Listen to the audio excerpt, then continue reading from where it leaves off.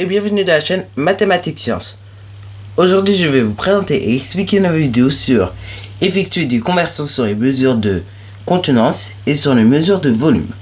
Alors, mesures de contenance, pour réaliser des conversions sur les mesures de contenance, c'est très facile. Alors, tout d'abord quelques petits rappels. Ça fonctionne, en gros le tableau il fonctionne un peu comme sur les longueurs. Donc à gauche tu as les multiples du litre. Le litre c'est l'unité principale et à droite tu as les sous-multiples du litre. Et du coup bah c'est simple hein. C'est soit pour passer de gauche à droite tu multiplies par 10, ou soit pour passer de droite à gauche tu divises par 10. Donc là c'est un peu moins compliqué que sur les airs. Ok, donc c'est simple. Là je vais donner une conversion très simple. 7 décalitres. Comment fait-on pour le convertir en centilitres? Et bah alors en fait on va tout simplement rajouter des zéros jusqu'au centilitre.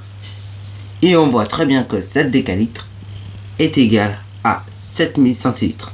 Bon, maintenant passons à une autre conversion. C'est-à-dire à ce que j'appelle moi le deuxième cas. Avec une virgule cette fois-ci. Donc là, nous avons par exemple 0,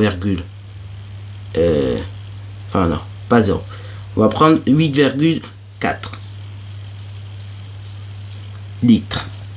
Combien font 8,4 litres en décalitres par exemple? Et bah c'est simple, on va rajouter un 0 inutile jusqu'à arriver au décalitre. On décale la virgule qui était là. Et du coup, ça nous donne plus 8,4 litres comme nous avons vu, mais 8,4 décalitres. Ok? Enfin, 0,84 décalitres. Pardon. Désolé pour cette erreur détournée. Bon, maintenant, passons au volume. Alors, les volumes.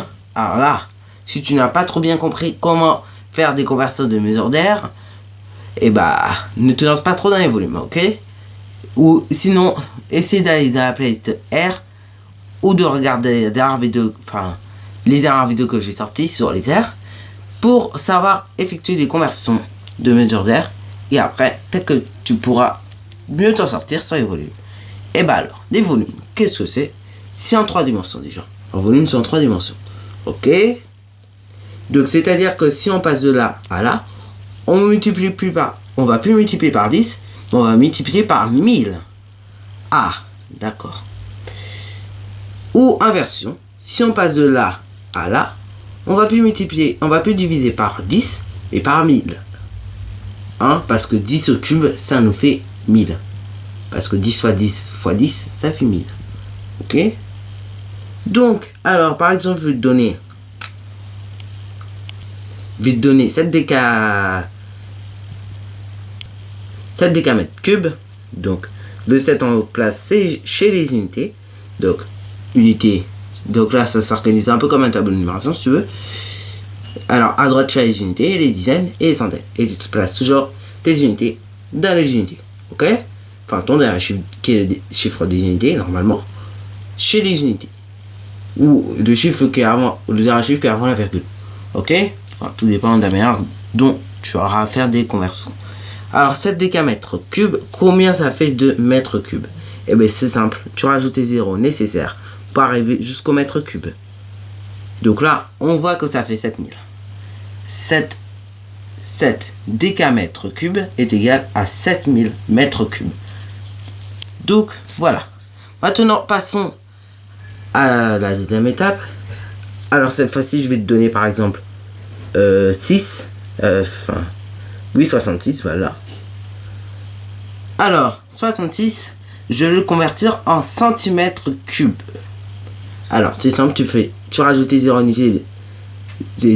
jusqu'au centimètre cube et tu mets la virgule après les unités des centimètres cubes.